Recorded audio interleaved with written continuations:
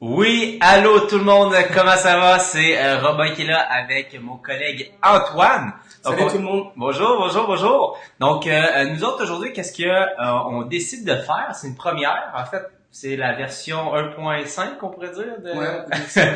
La semaine dernière, on avait fait un live avec un live spécial. J'avais fait un live spécial sur ma page avec Tarek, mon collègue. Puis, on a parlé finalement des changements de l'algorithme et finalement, on a fait un sondage minute. On a posé aux gens, est-ce que vous seriez intéressés qu'on vienne tous les vendredis répondre à vos questions, faire une espèce de petite émission spéciale? Puis là, la demande était là. On s'est dit, bon, mais pourquoi pas? On est des personnes d'action.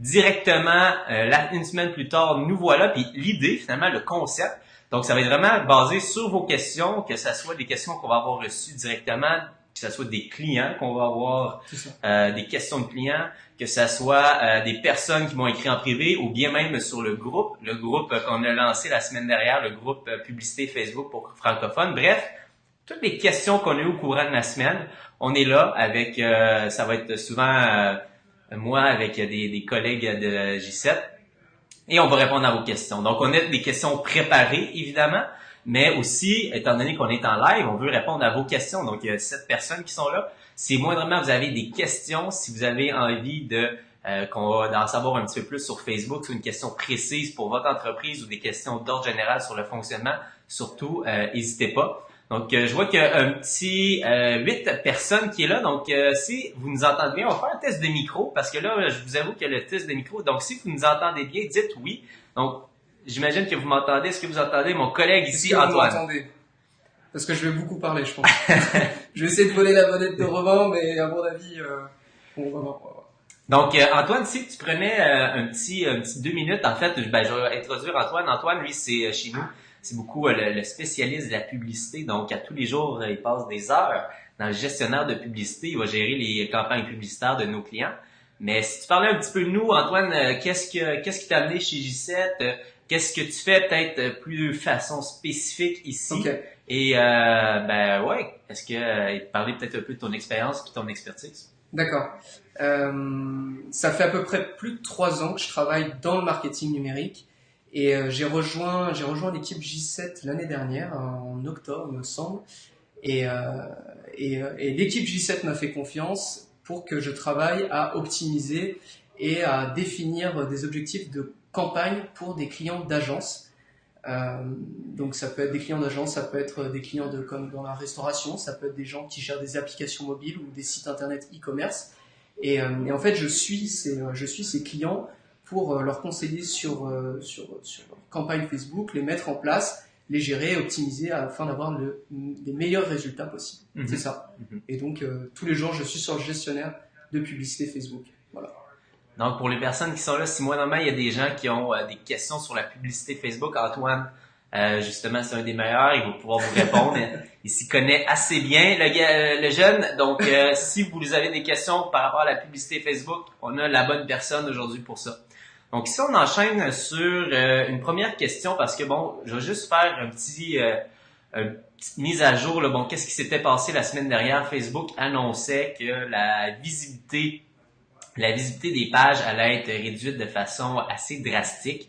Donc, c'était pas tant un changement de règles. En fait, c'est juste que les règles devenaient de plus en plus sévères. Si moindrement une page n'est pas capable de générer de l'interaction, elle allait diminuer. Et suite à ça, bon, il y a eu beaucoup de panique. Puis une des questions qu'on a eues, c'est, Robin, si je la sors,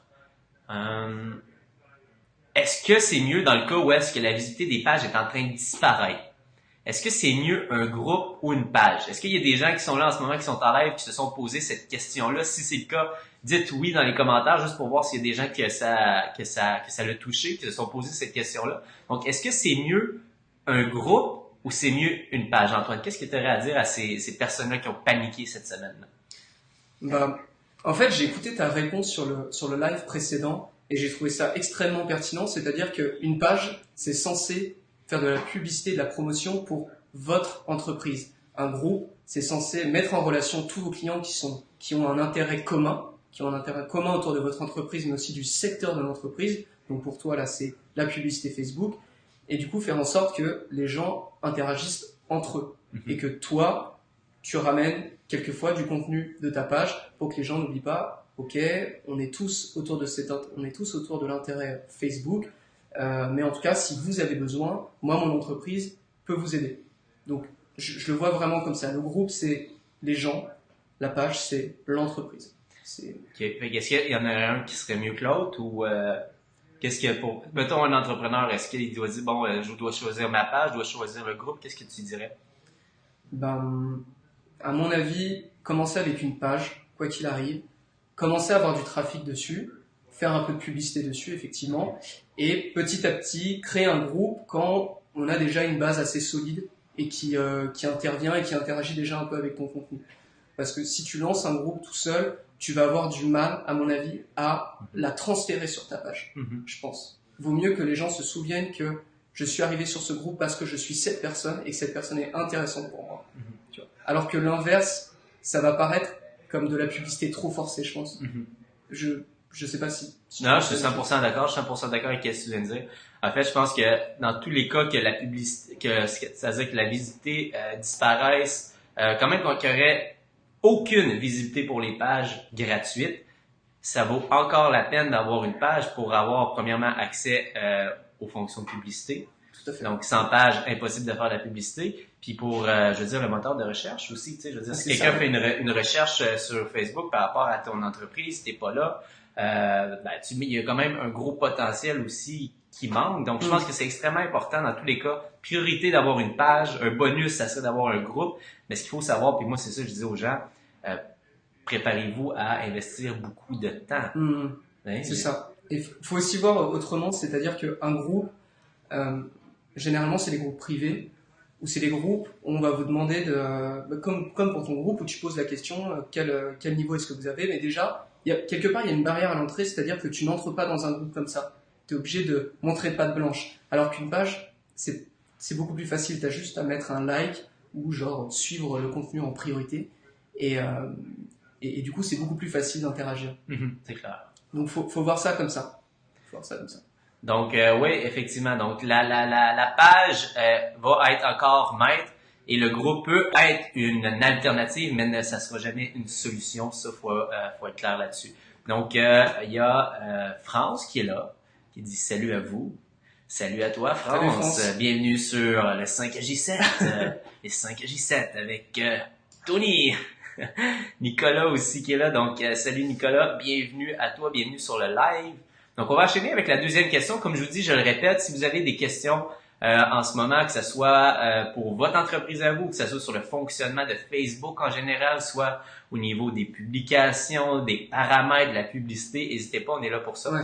Donc, les questions en direct, ça va nous faire plaisir, même si on s'est préparé d'avance, de les prendre sur le fly. Faut pas le dire. Donc, alright. Donc, Nicolas ici qui pose une question. Donc, on va en profiter. On va, avant d'enchaîner sur notre deuxième question, on va prendre la question de Nicolas. Donc, sur ordinateur, j'ai le newsfeed, le page feed et aussi le explore feed. Sur mobile, j'ai pas l'onglet page feed. Savez-vous si ça va être sur mobile aussi d'ici quelques temps? En fait, je suis à peu près sûr, Nicolas qui s'est trompé, qui dit sur mobile, j'ai pas l'onglet page feed, sur mobile, j'ai pas l'onglet explore feed. Corrige-moi si je me trompe, Nicolas, parce que page feed, en fait, on est d'accord quand t'ouvres le page feed sur ordinateur, je sais pas. Oh, ok, le page feed, je pense que c'est peut-être par rapport à ça qui fait page to watch en anglais, si je me trompe pas. Donc, en fait, c'est en tant que page, les pages que tu vas avoir suivies, que tu vas avoir likées, tu peux avoir ton fil d'actualité. C'est-tu à ça que tu fais référence, Nicolas? Ok, ouais, c'est ça. J'ai le Explorer.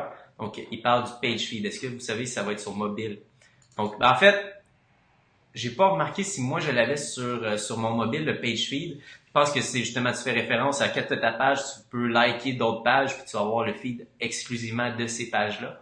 Donc, effectivement, je l'ai aussi sur mon desktop. J'ai pas remarqué si je l'avais sur mobile. Mais ce qu'il faut savoir, c'est que Facebook, en ce moment, est en train de prioriser beaucoup l'utilisation mobile. Donc, de plus en plus, moi, je vois des fonctionnalités arriver sur mobile en premier. Et après ça, bon, il va les mettre sur la version desktop. Mais là, dans ton cas, ça a l'air être l'inverse.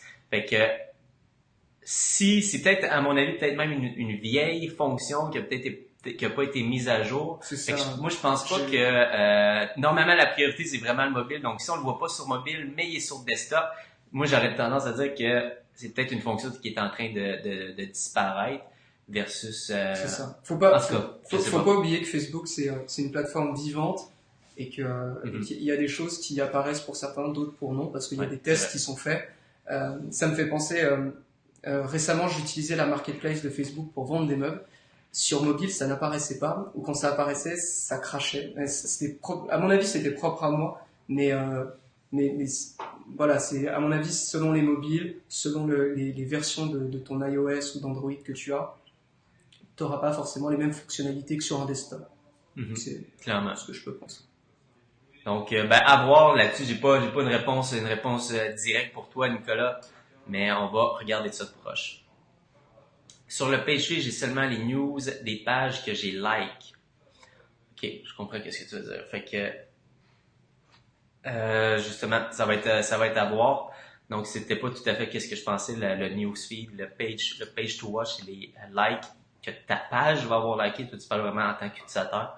Donc, j'ai hâte de voir. Moi, je pourrais pas t'éclairer à 100% sur cette question-là, malheureusement, Nicolas, mais on va faire nos recherches. Puis, si j'ai une réponse la semaine prochaine, je te ferai savoir. Alright. Donc, on enchaîne avec une deuxième question qui est, qui est vraiment une question que j'ai pas abordée souvent, mais que je trouve quand même assez intéressante. Comment un contenu devient viral? Ah, j'avoue que ça aurait été cool de faire ça. Show overlay, new text overlay. Je vais faire comment un contenu devient viral.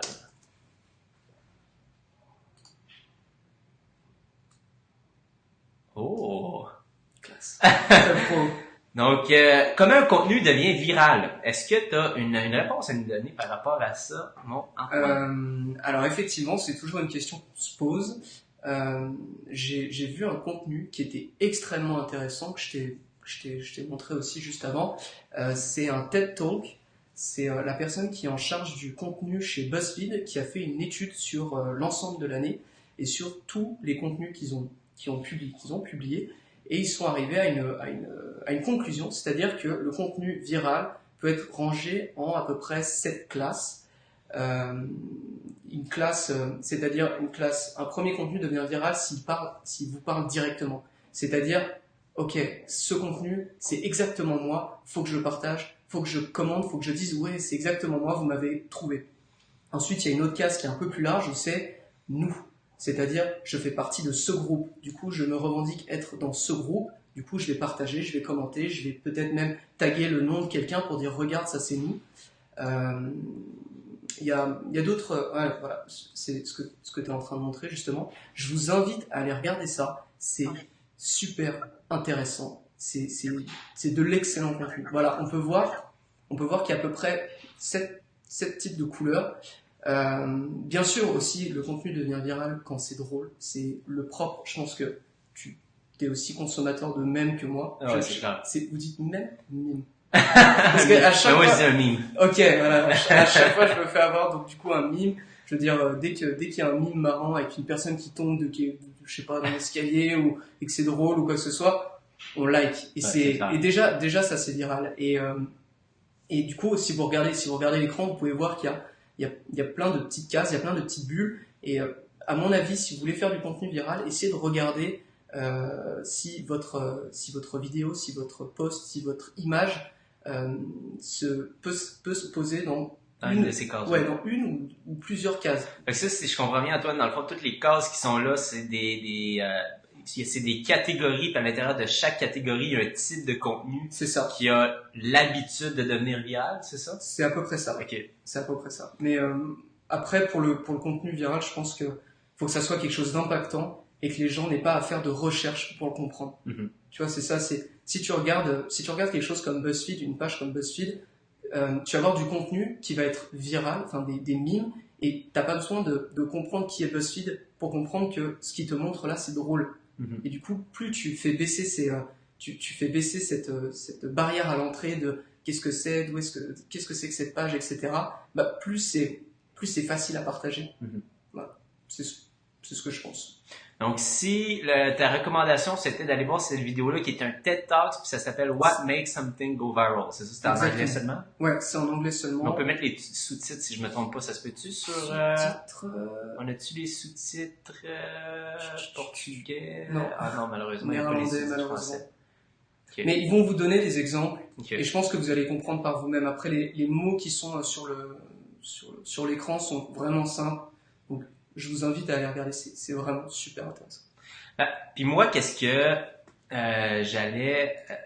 j'aurais à dire par rapport à ça? En fait, c'est que je pense pas qu'il faut viser ou que c'est important de faire du contenu viral parce que c'est une bénédiction. C'est quelque chose qui peut t'arriver, c'est magique. Ouais, on est d'accord. Il y a des gens dans une vie, ils vont avoir un contenu viral, out of nowhere, ils vont avoir, je sais pas, peut-être un boom de clients, puis après ça, plus rien, ça va être la sécheresse. C'est ça. Fait que moi, je pense qu'à la fin de la journée, je pense que tout le monde souhaite avoir un contenu viral, mais personne ne devrait dépendre d'avoir un contenu viral pour avoir une réussite. Ce qui fait que moi, personnellement, je mettrais aucune énergie sur, oui, créer du bon contenu, mais de pas espérer d'avoir le contenu viral, puis plus se tourner vers quelque chose qu'on peut plus prédire, quelque chose, c'est une espèce de système, puis c'est pour ça que nous autres, on parle souvent de campagne evergreen, de campagne en continu. Donc ça, c'est pas quelque chose qui va devenir viral, mais c'est quelque chose qu'on contrôle, puis on sait qu'à chaque jour, par exemple, notre campagne va nous apporter plus de clients ou des leads ou des ventes ou des ça, mais ça, on le contrôle.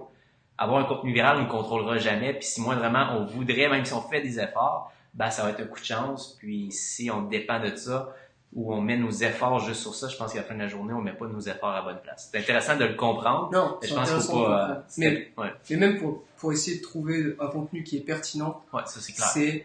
C'est de multiplier le type de contenu que tu vas faire, je pense. Parce qu'il y a un moment, en faisant justement plusieurs contenus du contenu qui est totalement différent chaque jour, il y a un moment où tu vas avoir, où genre, ta communauté va accrocher à quelque chose. Et là, tu vas le savoir. Quoi qu'il arrive, là, tu vas le savoir.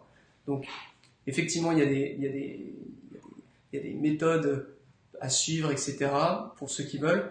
Mais quoi qu'il arrive, il faut tester, il faut essayer, en fait. C'est ça. Puis, je pense que ce que tu as montré, dans le fond, avec les petites cases, avec les idées, tout ça, si quelqu'un qui a pas d'idée, qui sait pas comment faire du bon contenu, mais un contenu viral, c'est de l'excellent contenu, et juste de s'inspirer de ça, d'avoir le type de catégorie. Si on fait une publicité, au final, qui est peut-être pas virale, mais qui génère quand même de l'interaction, qui génère des partages, qui génère de l'engagement, de l'interaction, ben ça va nous coûter beaucoup moins cher à la fin de la journée. Facebook va nous récompenser. Donc, je pense que même sans vouloir, même sans toucher à quelque chose de viral, juste en écoutant la vidéo, on comprend les mécanismes pour se rapprocher de ça. À la fin de la journée, on va avoir des campagnes evergreen qui vont nous coûter beaucoup moins cher. C'était une bonne question, très intéressant ça. Pascal qui demande quel logiciel que tu utilises pour tes lives. J'utilise eCam Live. eCam qui est un logiciel pour Mac seulement. eCam, donc c'est E-C-A-M-M Live. eCam Live, c'est 20 ou 30 $, je pense. Merci pour ta question, Pascal. Donc, si vous êtes comme Pascal, vous avez des questions, que ce soit par rapport à Facebook, par rapport à votre entreprise, comment utiliser Facebook pour aller chercher plus de résultats, n'hésitez pas à poser vos questions, que ce soit sur des fonctions, que ce soit sur des trucs un peu plus stratégiques, on est là pour ça. On enchaîne avec notre troisième question. Puis j'en ai glissé un mot, puis en fait, on s'est fait poser la question. J'ai parlé de campagne evergreen. Puis là, c'est les gens c'est comme campagne evergreen. C'est quoi une campagne evergreen? Donc, qu'est-ce qu'une campagne evergreen? Donc, c'est sûr que c'est un langage un langage technique. De marketeur. Un langage de marketeur, mais comment qu'on pourrait appeler ça simplement, Antoine, au lieu de parler là, chinois? Comment qu'on pourrait... En bon français. En bon québécois. Alors, en bon québécois ou en bon français? Je pense pas arriver à faire les deux. Une campagne evergreen, en fait, c'est une campagne de long terme qui tourne toute seule. Avec les clients d'agence, c'est exactement ce qu'on cherche à trouver, c'est-à-dire un contenu ou une offre qui fonctionne toute seule et on la diffuse et on n'a plus besoin d'y toucher. Et après, on essaie de faire du contenu additionnel pour que les gens arrivent petit à petit à retrouver cette offre. C'est ça, ce contenu. Donc faut vraiment penser long terme et que vous n'ayez plus à retoucher derrière parce que ça marche tout seul. Ou peut-être à mettre à jour. Voilà, c'est tout. Est-ce qu'il y a des gens, je vois qu'il y a 22 personnes quand même en direct en ce moment. Est-ce qu'il y a des gens en ce moment qui ont une campagne Evergreen? Mais en fait, je voudrais faire le sondage. Toutes les gens qui ont une campagne Evergreen en place, dites oui. Si vous n'avez pas de campagne Evergreen ou si vous n'avez pas encore compris c'est quoi, dites non. Juste voir à quel point les gens à l'heure actuelle utilisent Facebook. Parce que nous autres, on va le dire, puis c'est J7, on se base entièrement sur ça. En fait, c'est la mise en place de campagne Evergreen. C'est ça. C'est la seule chose qu'on fait pour nos clients. Puis dans les accompagnements qu'on va faire aussi, c'est la première chose sur laquelle on focus, c'est de mettre en place une campagne Evergreen. Donc, à mon avis, c'est la seule façon en 2018, la façon efficace d'utiliser une page Facebook, c'est d'avoir une campagne Evergreen en place. Si on utilise Facebook de façon autre, à espérer d'avoir de la visibilité gratuite, ben on a vu qu'est-ce qui s'est passé. C'est out, là, tu sais. Faut juste voir en plus qu'une campagne Evergreen, si elle est vraiment de long terme, elle va centraliser toutes les interactions sur plusieurs mois. Donc c'est hyper intéressant. C'est un objectif qu'on cherche toujours après à acquérir sur tous les posts et les publicités qu'on met en ligne, c'est d'avoir du social proof.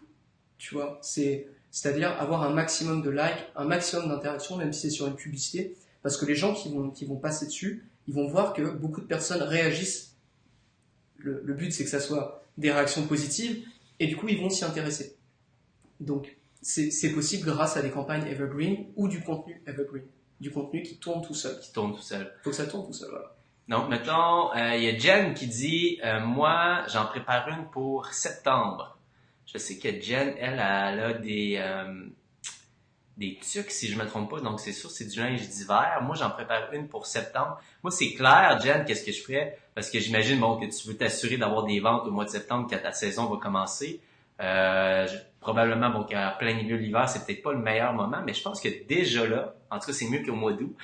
Déjà là, tu pourrais commencer à faire tes premiers tests, aller identifier tes bons messages. Par exemple, de lancer une campagne, tester 2 messages différents. Une, je sais pas, où est-ce qu'on voit juste le produit, puis une version un petit peu plus lifestyle avec, je sais pas, une famille qui s'amuse, puis justement, ils portent tes tucs, je pense c'est des cache-coups que tu fais un petit peu. Donc, bref, différents styles, différents messages, une avec prix, une sans prix, puis tu regardes à la fin de la journée, est-ce que les gens cliquent? Puis comme ça, tu vas tranquillement identifier quoi mettre en place pour la journée que tu vas la lancer en septembre, que ça soit efficace, que ça soit prêt, puis que tu commences pas sur... Parce qu'une campagne Evergreen, tu sais, nos clients, on va faire des tests pendant combien de temps? Souvent, on va avoir quelque chose qui fonctionne comme qu'on le veut, là. C'est sûr qu'on a des hauts standards, mais tout dépend, de toute façon, tout dépend du budget du client, c'est-à-dire du budget par jour en publicité et aussi de sa patience, quelque part. Parce que si on met 2 mois, 3 mois à trouver un contenu qui soit Evergreen et une campagne qui lui rapporte en long terme des leads ou des ventes, etc. Disons que c'est pas tous les clients ne sont pas comme ça. Généralement, on essaie de trouver rapidement. À force de travailler avec les mêmes clients, on a des process qui reviennent et du coup, on met en place des campagnes qui marchent à la fin toujours parce que c'est des recettes à succès. Donc, pour une campagne long terme, donc pour une campagne Evergreen, est-ce qu'on attend d'en avoir une qui lève plus que les autres? Je pense que oui. Qu'est-ce que tu dirais à ça? Je pense que oui, parce que c'est ce qu'on disait avec le viral, il faut faire des tests, c'est ce que tu as dit aussi juste avant, il faut faire des tests, regarder est-ce que tel type d'image fonctionne, est-ce que tel type de copy, c'est-à-dire de description, de post ou de publicité fonctionne, et petit à petit, vous allez construire avec tous les éléments qui ont le mieux fonctionné de votre contenu et de vos publicités, vous allez construire votre campagne Evergreen. Et après aussi, il faut trouver l'offre. Quelle est l'offre que vous êtes prêt à mettre en place de manière long terme? Parce que si c'est une offre, on en a vu beaucoup pendant les périodes de Noël, si c'est une offre qui fonctionne que à Noël, c'est pas Evergreen. C'est ça. Parce que du coup, elle ne fonctionne que sur un mois. C'est ça. Et il y a 12 mois dans l'année, donc il faut trouver quelque chose qui dure tout le long. Qui ait un peu plus de périmètre. C'est ça. C'est clair. Donc, puis est-ce qu'on attend d'en avoir une qui lève plus que les autres? C'est clair, il faut que tu identifies, que tu sois en mesure d'identifier celle qui lève plus que les autres. Puis une fois que tu as une recette gagnante, c'est pas là que tu arrêtes. Là, tu dis, bon, j'ai une piste intéressante, je vais continuer à faire encore plus de tests pour que ma version qui fonctionne, si je fais encore plus de tests, je vais m'arranger pour qu'elle fonctionne encore plus. Tu break the code. C'est ça, donc jusqu'à la fin, dans le sens où nous autres, la campagne Evergreen qui tourne depuis le mois d'avril, donc oui, le message est le même, mais on a continué à faire des tests d'optimisation avec des audiences, avec des intérêts. Donc, même si elle fonctionne, on s'assit jamais sur nos lauriers et on essaie toujours de faire mieux, tu sais. C'est ça. Puis, durant la mise en place d'une campagne Evergreen, moi, si j'avais une chose à dire, espérez pas d'avoir des résultats. OK? Sachez, puis c'est plate à dire, mais c'est ça la réalité, sachez que, mettons, le 500 $, le 1000 $ que vous allez investir, c'est pour acheter de l'information. Ouais. Ou une confirmation. Ou une confirmation. Bref, à la fin de la journée, tu as de l'information. Qu'est-ce qu'elle veut ma clientèle? Qu'est-ce que je dois dire? Comment je dois m'adresser à elle? Et au départ, accepter que notre campagne ne sera pas rentable, ça fait partie de la game. Donc, si les gens qui n'ont pas ce mindset-là vont essayer de lancer une campagne Evergreen, ils vont pas avoir le résultat instantané du premier coup, puis ils vont abandonner. Donc, soyez prêts, mais c'est le meilleur investissement qu'on peut faire. La journée qu'on a de l'information sur notre audience, la journée qu'on a de l'information sur comment on peut vendre, ben cette information-là, c'est le $1 million data information that I can have. Parce que le jour où vous allez trouver ça, non mais le jour où vous allez trouver votre formule à force de faire des tests, bah, c'est quelque chose que, alors oui, vous pouvez toujours optimiser, mais c'est quelque chose qui vous prendra encore moins de temps et qui tournera tout seul, qui générera de l'argent tout seul en fait. Et du coup, vous aurez plus de temps pour faire d'autres choses. Ça, c'est clair. Pour développer d'autres services, pour développer d'autres publicités. Donc encore là, Ruby qui nous pose la question, est-ce que on considère à peu près 1 an de test? Donc, pas nécessairement, je veux dire, c'est sûr que Ruby, plus que tu as de l'expérience, plus ça va être rapide, puis aussi plus que tu as investi d'argent, puis plus que tu vas avoir des résultats rapidement. Je veux dire, si j'investis 100 $ par jour ou si j'investis 10 $ par jour, ben je vais avoir mes réponses 10 fois plus rapidement si j'investis 100 $. À la fin de la journée, c'est aller chercher une masse d'informations pour être en mesure de prendre une décision. Donc, est-ce que c'est à peu près 1 an de test? En fait, à créer des vidéos à toutes les semaines. C'est pas nécessairement créer des vidéos à toutes les semaines, c'est peut-être de trouver une bonne formule de vidéo au départ. Après ça, faire des tests sur différents formats que tu peux utiliser. Après ça, différentes façons que tu peux cibler. Donc, c'est pas nécessairement à faire des vidéos à toutes les semaines. C'est pas comme ça qu'on construit une campagne Evergreen. C'est, tu peux optimiser à différents niveaux, pas juste sur la vidéo. Donc, moi, je dirais, à l'intérieur de 3 mois, honnêtement, j'aimerais ça avoir une campagne qui commence à faire du sens, qui commence à se tenir.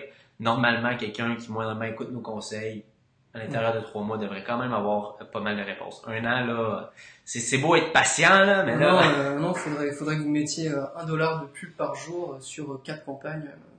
$1 qui doit gérer 4 campagnes à la fin, c'est pas possible. On va y aller avec... donc, merci beaucoup, Ruby, pour tes questions. C'était super intéressant. Donc, ici, je vais aller chercher une question. Donc, elle, je vais l'enlever. Comment m'adapter? À quel moment? Ok, ouais. À quel moment il faut créer une page d'entreprise si on utilise déjà bien notre page personnelle? Donc, oups, ça c'est mes notes, comme ça ici. Donc, à quel moment il faut créer une page d'entreprise si j'utilise déjà ma page personnelle? Donc ça, c'est sûr qu'il y a beaucoup de personnes que je vois qui posent cette question-là, qui sont dans le domaine du MLM, du multi-level marketing. Souvent, ils ont tendance à utiliser beaucoup leur page perso au lieu d'investir des efforts dans la page pro. Ouais. Puis je dirais, malheureusement, à la fin de la journée, même si ta page personnelle, elle fonctionne bien, tu dois la mettre de côté. Tu dois la mettre de côté, première des choses, parce que Facebook, dans ses règles, oblige les activités professionnelles à se faire sur des pages professionnelles. Puis ce qu'on sait, c'est que, bon, oui, on peut s'en sauver pendant, je sais pas moi, dans les dernières années, les gens vont dire, ben moi, Robin, ça fait 3 ans que j'utilise ma page personnelle, j'ai jamais eu de problème. Ouais, mais la réalité, c'est que l'algorithme est de plus en plus intelligent, puis sont en mesure, à mon avis, à travers les années, d'identifier encore plus facilement si tu fais une activité professionnelle ou personnelle avec ta page perso. Donc, si moindrement, eux autres, ils développent un petit peu leur logiciel, ben, ça va être plus facile de t'éliminer. Puis si tu as bâti ton entreprise pendant 3 ans, 4 ans, 5 ans sur une page que tu te fais fermer, l'horreur. Ouais. T'imagines? Fait que là, tous les efforts que tu as faits pendant les 3 dernières années, 4 dernières années, 5 dernières années, du jour au lendemain, tu n'as plus accès à ça, crois-moi, tu veux pas que ça t'arrive. C'est clair. Non. Fait que moi, je pense que Même si les fucking algorithmes ils nous font, ils donnent du fil à retordre, il faut pas abandonner les pages à la fin de la journée. Puis je sais, il faut, puis vous avez pas le choix. Puis peut-être que c'est malheureux à dire, mais vous devez apprendre à utiliser la publicité, que ce soit un 5$ par jour. À investir un 5$ par jour, ça peut faire toute la différence du monde. C'est encore le temps. Pour une petite entreprise, c'est encore le temps aujourd'hui. Vous pouvez réussir à avoir des bons résultats avec 5$ par jour. Dans 2 ans, 3 ans, 4 ans, peut-être le minimum, si vous voulez des résultats, ça va être 50$ par jour. Fait que les gens qui disent qu'ils n'ont pas d'argent, mais croyez-moi, si vous en profitez pas là de l'occasion, les prix sont aussi bas, ça va être impossible de suivre la route dans 3, 4, 5 ans parce que la compétition va être énorme. Donc, je vous encourage énormément à abandonner, arrêtez d'aller vers la voie facile, puis arrêtez de risquer votre entreprise, de mettre votre entreprise en péril parce que c'est plus facile d'aller chercher des likes sur votre publication, tu sais, à la fin de la journée. En tout cas. Ben, c'est ça. Moi, j'étais assez catégorique sur ça. Mais... Et puis il y a aussi le fait de se dire que vous passez à côté de je sais pas combien d'outils qui sont ultra intéressants, Ah ouais. ne serait-ce que pour analyser votre audience. C'est juste ça. Vous avez même pas besoin de mettre $1 en publicité pour au moins voir qui suit votre page et de manière avec des outils démographiques. C'est-à-dire de savoir est-ce que c'est plus des femmes, est-ce que c'est plus des hommes, est-ce qu'on est plus dans cette catégorie d'âge. Vous n'avez même pas besoin de dépenser $1, vous avez juste besoin de créer votre compte publicitaire. Et déjà là, vous avez plein d'outils qui vous sont indispensables parce que c'est comme ça que vous allez créer après derrière votre client parfait dans votre tête et que vous allez vous dire ok ceux qui réagissent le plus à mon contenu c'est plutôt des femmes de 25 à 35 ans. Du coup, je vais plutôt adapter mon contenu et mon offre à ces personnes-là. Si vous utilisez une page perso, vous ne le saurez jamais. Vous ne le saurez jamais. C'est de l'information qui va faire la différence entre une vente puis justement juste une visite sur son site web. C'est cette information-là, c'est de savoir à qui on s'adresse.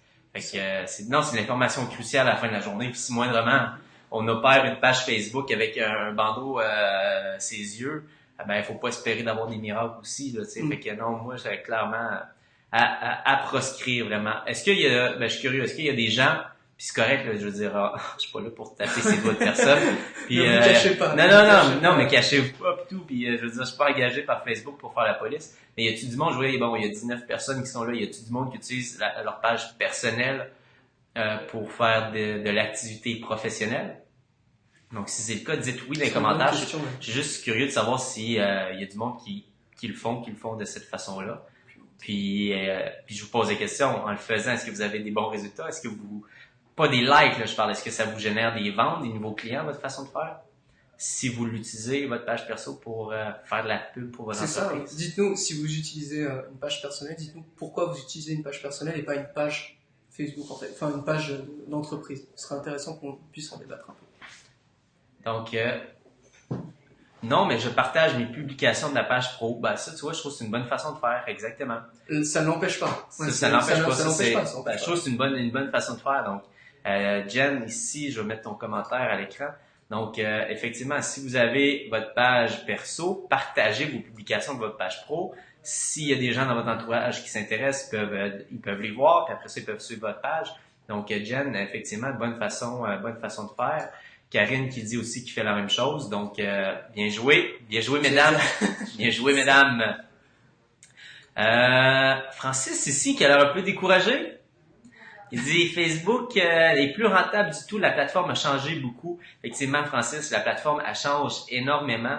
Mais crois-moi, Facebook est plus rentable du tout. Je te dirais, si Facebook était plus rentable, on n'aurait plus de clients. C'est ça. À la fin de la journée, on est rendu qu'on investit pas loin de 100$ par jour sur la plateforme pour nous autres, puis elle est toujours aussi profitable, sinon plus. Donc, je pense que c'est vraiment au niveau de la complexité. Malheureusement, Facebook est de plus en plus complexe. Puis si on n'a pas les connaissances, si on sait pas comment s'y prendre, je pense que c'est facile de cliquer sur le mauvais piton à la fin de la journée, puis de dire regarde, j'ai des likes, mais j'ai pas de vente. C'est clair, c'est facile d'investir de l'argent dans Facebook, mais c'est pas nécessairement facile d'en faire si on n'a pas les bonnes méthodes. Qu'est-ce que t'en penses, Antoine? Parce que toi, quand t'es arrivé un petit peu, si tu nous racontes ton histoire, t'avais un background en plus sur le web, t'étais pas calé en Facebook. Qu'est-ce que ça a été quoi un petit peu ta courbe d'apprentissage en tant qu'expert quand même du web, ta courbe d'apprentissage avec la publicité Facebook? Comment tu as trouvé ça?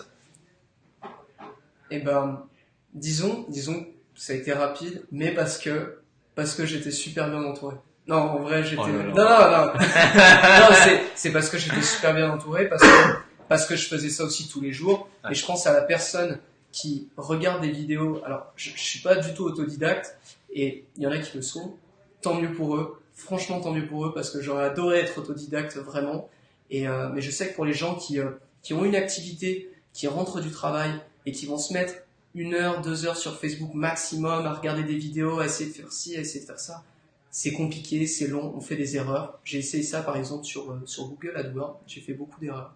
Euh, c'est ça. Donc ça reste complexe, mais c'est un outil qui, malgré ces changements, et on parle de changements organiques et pas payés, c'est-à-dire que la publicité, selon le format, si vous utilisez beaucoup des comptes pour ou du contenu de type clickbait, c'est-à-dire aimez ma page, partagez mon post, etc., et vous gagnerez peut-être ça.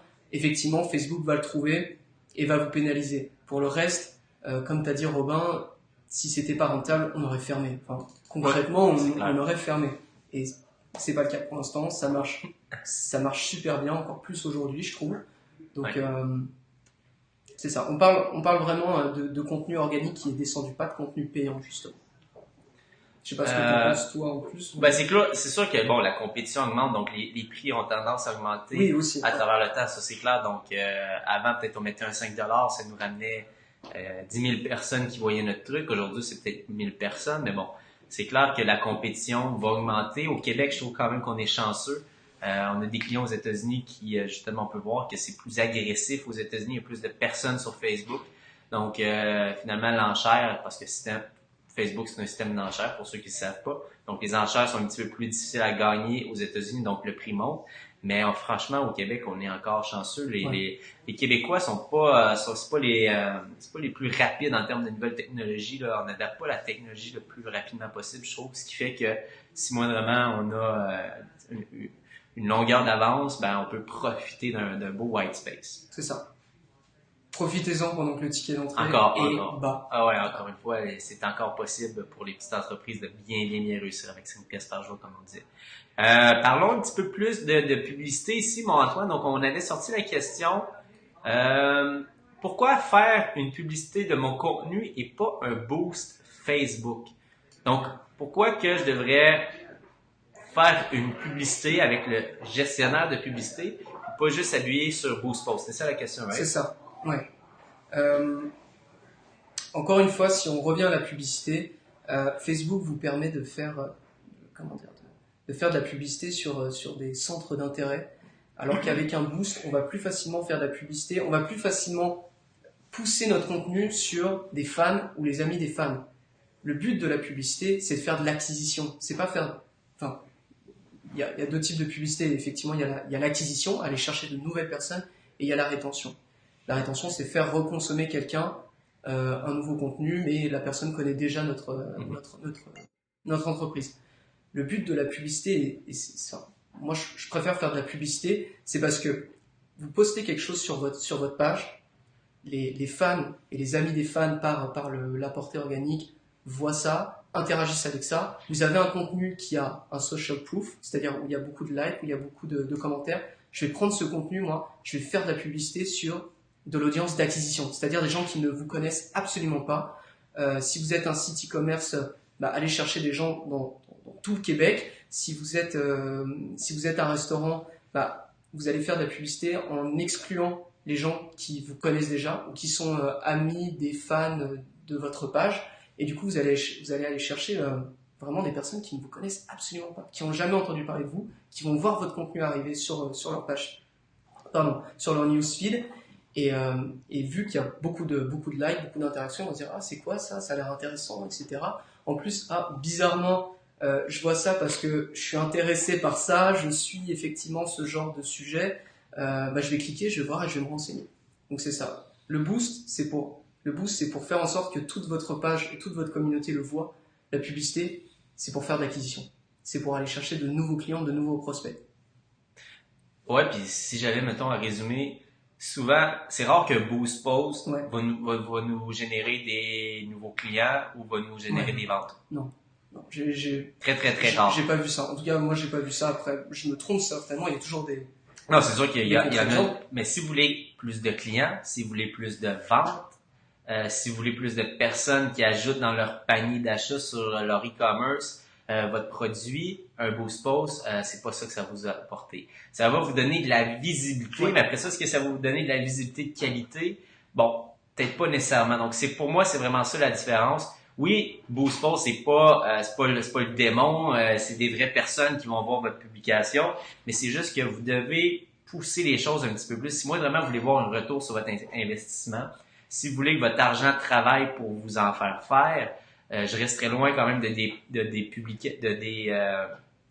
fonctions de base comme Boost Post, mettre de l'avant la publication, et j'irai un petit peu plus loin, travailler vraiment avec des objectifs qui sont faits pour vous faire de l'argent. Donc, très important de maîtriser là, les vrais outils de Facebook publicitaire.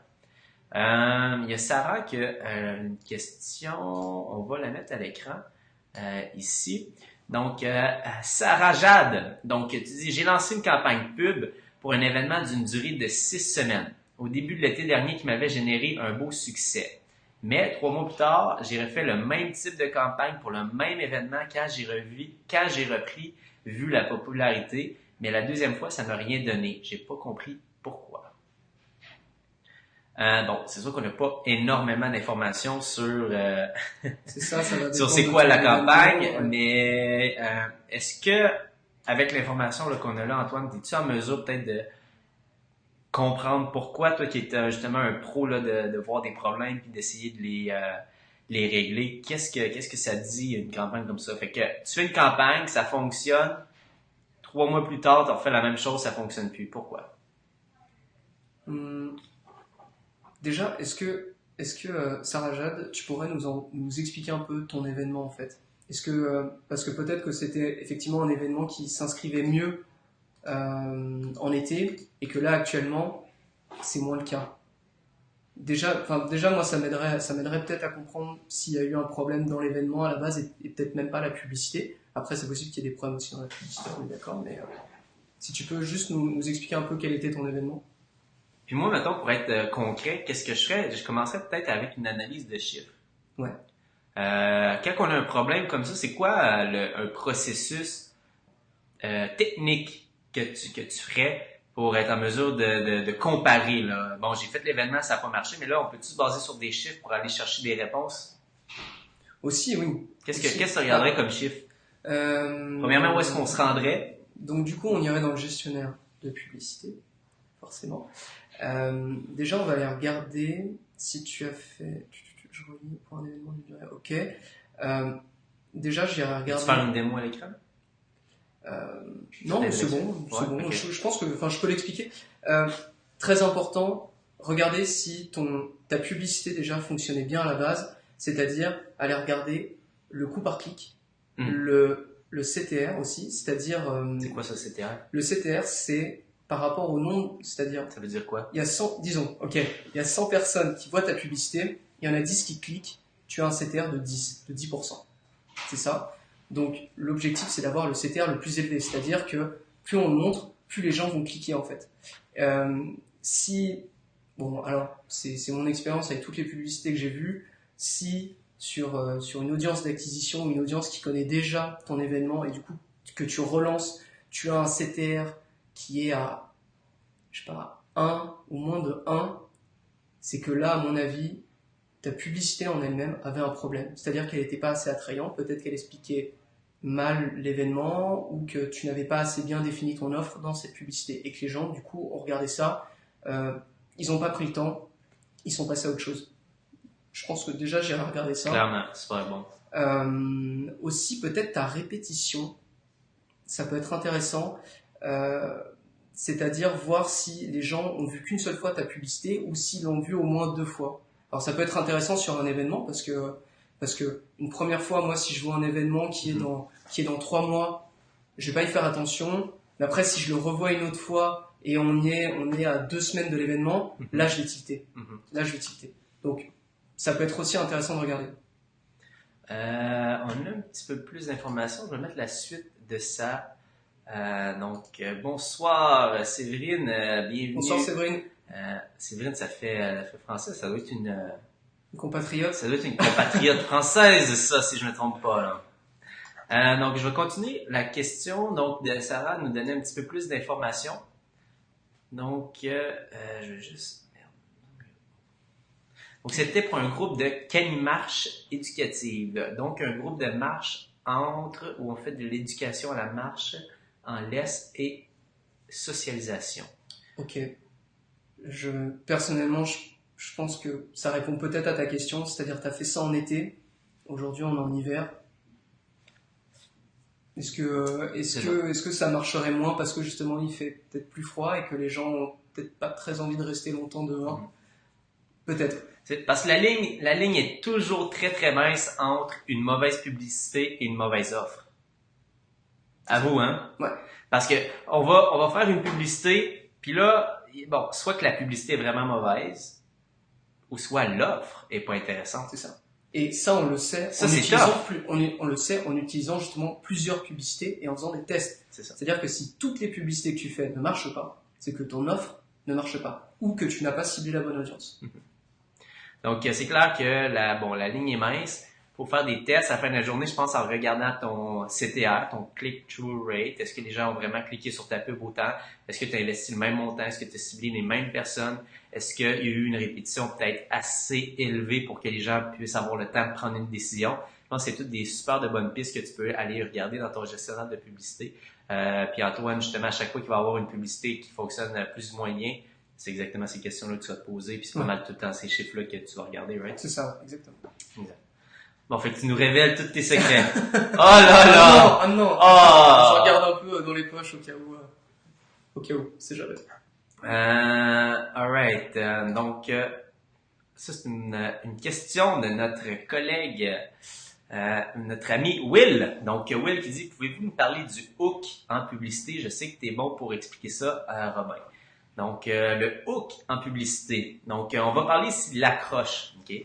L'accroche en publicité, effectivement, je dirais, c'est le nerf de la guerre pour avoir une bonne publicité. Nous autres, on dit tout le temps, bon, l'important, c'est d'avoir un bon message. C'est ça. Mais il faut que notre message accroche. Donc, si je raconte, par exemple, une petite histoire, on avait un client qui, lui, quand on a commencé à travailler avec, il faisait sa publicité par lui-même, mais quand même, c'était une personne assez avancée qui connaissait bien ce qu'il faisait. Je veux dire, c'était vraiment pas un débutant de Facebook. Okay. Mais ses messages, finalement, au départ, pour aller chercher un client, je pense que ça coûtait une affaire comme 50$ à aller chercher, à faire l'acquisition d'un client. Donc, quand il faisait à sa façon, aller chercher un client, ça coûtait 50$. Puis quand on a commencé à travailler avec le compte, on n'a même pas modifié. Puis je sais pas si c'était là au départ sur le compte, je me souviens plus, Antoine. Puis quand on a commencé, nous, à travailler sur le compte, on n'a rien changé du côté technique. On a juste fait des changements au niveau du message. Donc, essayer de changer l'accroche, changer le hook publicitaire. Puis c'est là qu'on est passé au départ avec nos premiers tests. Littéralement, dans les premiers tests, on était capable de couper de moitié le coût d'acquisition. Donc, on est passé de 50$ à 25$, juste en changeant le bon message. Puis en peaufinant encore plus, on est descendu en bas de 10$, sans rien changer du côté technique. Donc, c'est juste pour vous dire à quel point c'est important. Sans rien changer, techniquement parlant, sans rien cliquer de spécial, de faire de trucs de ninja, juste à trouver le bon message, on est capable de faire baisser drastiquement les coûts. Donc, comment qu'on fait pour faire une bonne accroche, un bon message? Ben, la première des choses qu'il faut réaliser, c'est que Facebook, c'est, comme dirait mon ami Antoine, mais l'autre Antoine Gagné, Facebook, c'est une plateforme de découverte. Okay? Il y a personne qui est sur Facebook qui va chercher justement à acheter quoi que ce soit, qui va avoir une carte de crédit, qui est à la recherche activement là, de quelque chose. Les gens vont être là pour se divertir. Puis souvent, quand on va être sur la plateforme, puis on voit quelque chose de nouveau, quelque chose qui suscite notre intérêt, quelque chose qui est unique, quelque chose qui est différent, on va être accroché. Donc, je pense qu'en publicité, il y a beaucoup de personnes qui vont faire les choses de façon très, très, très drabe et de façon très, très, très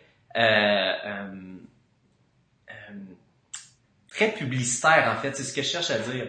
C'est sur Facebook, nous autres, qu'est-ce qu'on cherche à faire? C'est arrêter le pouce. Donc, dans les premières secondes, les 1 à 2 premières secondes que la personne va tomber sur notre message, nous autres, on utilise ce qu'on appelle souvent une technique qu'on appelle l'appel à l'avatar. Donc, c'est juste de mettre en gros, en majuscule. Si, par exemple, je veux faire une publicité pour les propriétaires de chiens, ben, je vais marquer pour les propriétaires de chiens seulement. Boum! Là, juste avec le message et avec le texte en haut de ma vidéo ou de la photo que je vais avoir mis, je me suis reconnu. Donc là, premièrement, je suis curieux. Donc, j'ai utilisé la curiosité. Puis à partir de ce moment-là, visuellement, qu'est-ce que je vais mettre de l'avant? Est-ce que je vais mettre une poche de moulée avec un prix spécial puis de dire, bon, ben 50% de rabais? Ou je vais essayer de faire quelque chose de drôle? Je vais essayer de faire quelque chose de différent. Je sais pas, moi, je pense que il me semble que Tarek avait fait une publicité par rapport justement aux chiens où est-ce que littéralement, je pense qu'on voyait un chien un peu comme abandonné ou qui avait son bol de le bol de nourriture était vide.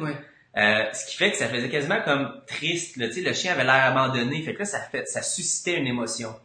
Donc, une accroche pour moi, c'est quelque chose justement qui va aller chercher, qui va faire réagir la personne de façon émotive. Okay? Donc, ça peut nous faire rire. Tu sais, on revient tantôt au contenu viral. Quelque chose qui va nous faire rire, quelque chose qui va nous faire, ben là, dans le cas, là, j'ai pleurer, bon, ben, parce qu'on peut trouver ça triste que le chien ait plus à manger, quelque chose qui va nous surprendre, qui est différent. J'ai vu une publicité, à un moment donné, qui était à l'envers dans mon fil d'actualité. OK. Ah, nice. Fait que là, la personne avait comme décidé de mettre le ads à l'envers, mais ça a tout de suite capté mon attention. Donc, c'est des accroches visuelles, puis après ça, dans notre message, est-ce qu'on va être drabe? Est-ce qu'on va dire, ben, vous devriez acheter chez moi parce que nous sommes les meilleurs, ou tu vas aller chercher une corde d'émotive. C'est ça. C'est ton client, puis faire vivre une émotion. Nous autres, toutes les publicités qu'on va faire, on essaie de générer une émotion et de stopper le pouce. Et c'est ça, c'est plus des concepts que j'ai donnés que vraiment une marche à suivre. Mais si vous avez une chose à penser ici, est-ce qu'il y a des choses que tu aimerais rajouter à ça? Parce qu'on travaille énormément là-dessus. C'est un art à la fin de la journée, là, c'est difficile de donner une recette parfaite pour ça. C'est exactement ça. Le seul truc que je rajouterais, et c'est ce qu'on fait énormément avec les clients d'agence, parce que pour les clients d'agence, on prend le temps justement de faire une étude de marché sur justement leur marché, leurs concurrents, et surtout sur leurs clients et leurs consommateurs, c'est de trouver qu'est-ce que c'est leur problème, leur frustration et leur envie. Si vous pouvez apporter ça dans votre message, alors vous avez tout gagné. Parce qu'il y a l'appel à l'avatar, c'est-à-dire pour les propriétaires de chiens. Oh, c'est pour moi. En plus, il y a des emojis de chiens, etc. C'est sûr que c'est pour moi. Ok. Vous en avez pas marre justement d'aller chercher votre énorme paquet de croquettes et de le porter tout seul jusqu'à chez vous et de vous casser le dos. Ah ouais, c'est exactement ça, c'est mon problème. Et c'est pour ça que limite, ça me saoule d'aller faire des courses pour ça, parce que je sais que c'est lourd et c'est pénible et ça rentre dans aucun petit sac en plastique que j'ai. Et nous, on peut vous le faire livrer avec tel service, etc. Et là, vous les avez. Là, vous les avez accrochés parce que vous leur avez dit, hey, ça c'est vous, ça c'est ton problème, moi j'ai ta solution, c'est ça. Et ils cliquent, et c'est payé, et c'est fini. Et voilà, super. C'est ça. Vraiment une bonne approche. Mais L'émotion, tu m'accrochais avec un problème, tu m'accrochais avec ma réalité, je me suis reconnu. Tu as réalisé que tu avais 1 seconde, 2 secondes pour m'accrocher, boum, et voilà. Et donc, la personne va se reconnaître après ça, allez jouer un petit peu avec ses émotions, vous allez bien transmettre votre message. Il y a France qui a rajouté, je croyais qu'il fallait pas cibler directement les prospects, ça dépend peut-être de la niche. En fait, peut-être tu fais référence là, souvent les pubs peuvent se faire refuser. Par exemple, si on dit vous avez mal au dos, donc là on ciblerait les personnes qui ont des mal de dos. Mais ce qu'il faut savoir, c'est que Facebook, quand on s'adresse directement aux personnes, pas aux personnes en général, donc pour les propriétaires de chiens, il n'y a pas de problème. Mais quand on s'adresse aux attributs personnels, vous avez 10 livres en trop, ça, Facebook va nous couper. Vous avez mal au dos, c'est des problèmes personnels, c'est des attributs personnels qu'on va pointer directement de la personne, Facebook va nous couper. Vous avez des problèmes bancaires, vous êtes dans telle situation un peu personnelle. Vous avez des dettes par-dessus les oreilles. Ouais, c'est ça. Bref, toutes ces affaires-là qui vont être vraiment des aspects négatifs de la personne dans ces situations là, proches d'elle comme personnel, financier, tout ça, Facebook va nous couper. De cette façon-là, il faut le faire de façon générale. Donc, souvent, les personnes qui vont travailler, par exemple, les chiropraticiens ou des trucs comme ça, On va s'adresser au problème en général, mais pas au problème de la personne. La nuance va être vous avez mal au dos versus comment guérir un mal de dos. Voilà, exactement. Exactement. Donc, comment guérir un mal de dos, point d'interrogation. Donc, on n'a pas parlé spécifiquement à une personne. On s'adressait pas à toi, t'as mal au dos. On parlait des maux de dos en général. Donc, de cette façon-là, Facebook va nous laisser passer. Donc, c'est Faut pas que ça soit du spam. Faut pas que ça soit du spam. Faut que ça soit une réponse un peu globale. Il faut pas que vous vous sentiez visé sur quelque chose de personnel, parce que honnêtement, moi, si j'avais effectivement ce genre de problème, par exemple un problème de dos, et que je vois une publicité, vous avez mal au dos, prenez cette solution, ça veut dire que je sais que quelque part Facebook sait que j'ai mal au dos et du coup va vendre cette information de cette manière. J'ai pas envie que ça se sache comme ça. Je préfère trouver moi-même la solution parce qu'on me l'a mise devant. C'est vraiment subtil comme différence. Une petite Jen qui nous partage son expérience, qui dit c'est vrai, j'ai déjà sponsorisé une publication qui expliquait comment prévenir les tendinites pour les tricoteuses. 1000 likes, mais la sponsorisation n'a pas été approuvée, donc c'est exactement pour ça. C'est parce que tu as ciblé directement les problèmes, les attributs personnels de la personne. Tandis que tu aurais pu dire les tendinites chez les tricoteuses, c'est quelque chose de fréquent. Ouais. Et si possible, éviter à ce moment-là le contenu où on voit un visage. Parce que ça, c'est aussi quelque chose que j'ai vu souvent. Okay. C'est, on en parle parce qu'on a fait des publicités justement pour les gens qui avaient mal au dos, ou qui avaient peut-être ce genre de problème. Et dès que on mettait un visage, une personne identifiable, même si c'était une photo d'une base de données, où c'était fait, enfin, la photo était faite pour faire de la publicité avec, tout de suite Facebook nous bloquait la pub. Et derrière, on devait expliquer, alors, c'est pas parce que Facebook te bloque ta publicité que tu ne peux plus rien faire. Il est possible de faire appel. Tu leur expliques clairement la situation, que ton offre n'est pas négative, ou que ce que tu dis dans ton post n'est pas négatif, etc. Il est possible que ça soit réglé derrière.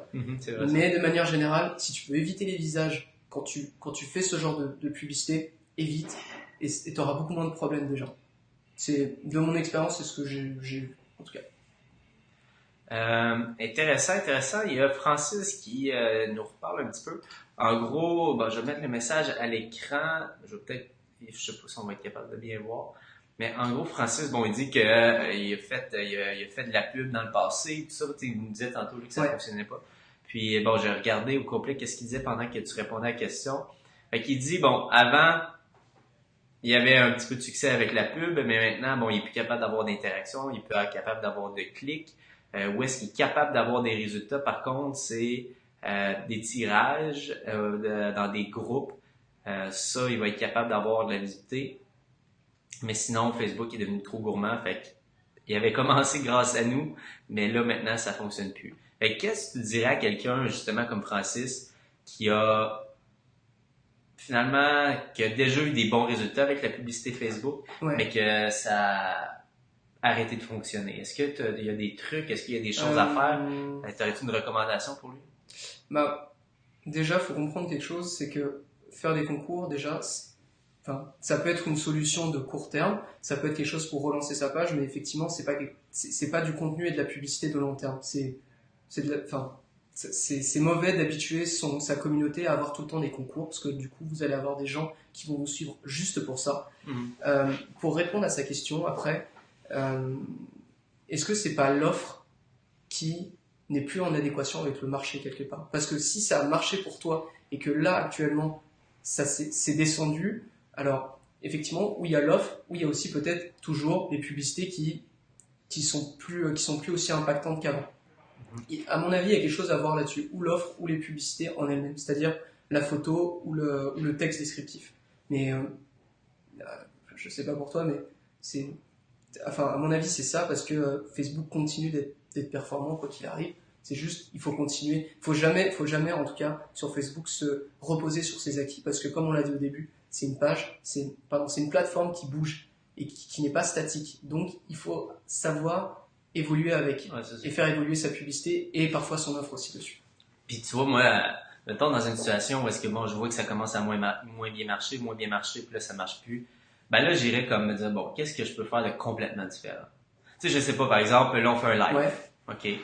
Puis, je sais pas qu'est-ce que peut-être notre ami Francis a testé dans le passé. Mais mettons, il faisait des publicités statiques. C'était une photo avec un texte, avec une image qui dirigeait vers le site web. Moi, je serais comme, bon, ben parfait, j'essaie quelque chose de complètement différent. J'essaie un live, puis je vais m'adresser directement à la caméra. Je vais essayer de présenter une nouvelle façon de faire. J'essaierais de faire un 180. Ce que je faisais avant, bon, ça allait dégénérer un peu de résultats, mais là, il faut que je trouve une nouvelle recette, puis j'essaierai quelque chose vraiment de out of the blue, complètement différent, juste pour voir si je suis pas capable de réanimer, au lieu de rester sur les vieilles recettes qui fonctionnaient, là, de se dire, bon, ben, regarde, j'étais dans la cuisine italienne, là, je m'en vais dans la cuisine asiatique. Ok. On change les trucs. C'est pas, je vais pas rajouter deux, trois gouttes, là, de plus dans la sauce ou quoi que ce soit. Non, je change de recette complètement, je m'en vais dans l'asiatique. Je sais pas si l'image est bonne. Si. Bon, regarde. Il dit quoi, il est là? Reste sur les chiens, j'arrive à comprendre. Ah ouais, non, c'est ça. Will qui donnait ici un bon conseil, je trouve. Merci Will de ça. Donc, juste pour donner un petit conseil à Jen, William qui dit, je crois aussi qu'il faut éviter les termes médicaux, quand on parlait de tendinite tantôt qui avait été refusé. Je crois qu'il faut éviter les termes médicaux. Donc, essayez de parler un euphémisme un peu. Donc, pour l'exemple du tricot, au lieu de dire tendinite, avec le tricot, des fois, on finit par avoir mal aux avant-bras au lieu de dire le mot médical. Ouais, super de bon truc. Puissant notre ami Will. Alright, donc, qui aurait cru qu'on allait faire 1 heure, mon Dalmas?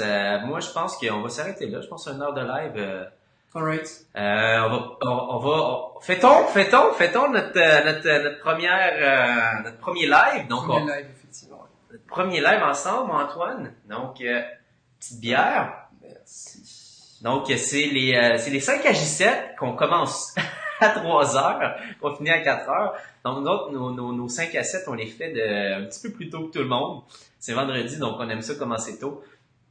Merci à tout le monde d'avoir été là. On a été quand même une vingtaine à tout le long. C'était cool. Merci d'avoir interagi et de nous avoir posé des questions. Parce que c'est toujours intéressant justement de savoir ce que vous pensez et où en sont justement vos problèmes sur la page, sur Facebook en général. Clairement, ça a vraiment été enrichissant. Vos questions ont été là pour beaucoup. Et ce qu'on va faire, en fait, c'est que toutes les j'ai un problème avec la souris. Tous les vendredis, on va être là, de 3 à 4 à peu près, ou en tout cas, ça peut être plus long, ça peut être plus court. Mais à toutes les semaines, on va être là, ça va être des lives avec différents visages à travers les semaines. Je pense que vous allez rencontrer, on va vraiment voir l'équipe de plus en plus. Au lieu que ce soit tout le temps moi qui parle, ben là, justement, on va laisser la place à l'équipe. On va avoir du fun avec d'autres personnes. Donc, si vous avez des questions, tellement généreux. Si vous avez des questions au courant de la semaine, on va être beaucoup actifs sur le groupe Publicité Facebook pour francophones. Donc, allez rejoindre le groupe si vous n'êtes pas déjà membre. Publicité Facebook pour francophones. Posez vos questions. Si on prend pas nécessairement votre question, si on répond pas à votre question dans le groupe, sachez que peut-être qu'on va y répondre en live. Mais bref, c'est une des meilleures places pour nous poser vos questions. Puis pas avoir juste des réponses de nous. Ouais. Avoir des réponses comme notre ami là tantôt qui était un petit peu frustré, Francis. Francis, va dans le groupe, pose des questions, raconte ton histoire, essaye d'aller chercher l'expérience peut-être de d'autres personnes qui ont vécu exactement la même chose que toi. Nous autres, on a un point de vue, mais il y a d'autres personnes qui sont dans les tranchées, qui sont dans l'action, qui peuvent t'aider. Donc, si vous ne faites pas déjà partie du groupe Publicité Facebook pour francophones, c'est la plus grosse communauté francophone sur la publicité Facebook au monde. Ouais, tu l'avais pas dit ça. Non, je sais pas. Mais peut-être. Non, on y travaille. En tout cas. Donc, en tout cas, on y travaille. Peut-être qu'on n'est pas encore rendu là, mais on y travaille. Donc, santé tout le monde! Santé tout le monde! Et j'espère que vous allez boire un petit coup à votre santé. Puis, je vous souhaite bon succès dans votre entreprise. Merci à tout le monde d'avoir été là. On se dit à la semaine prochaine. Bye. Santé! Santé, ciao! Yes, sir.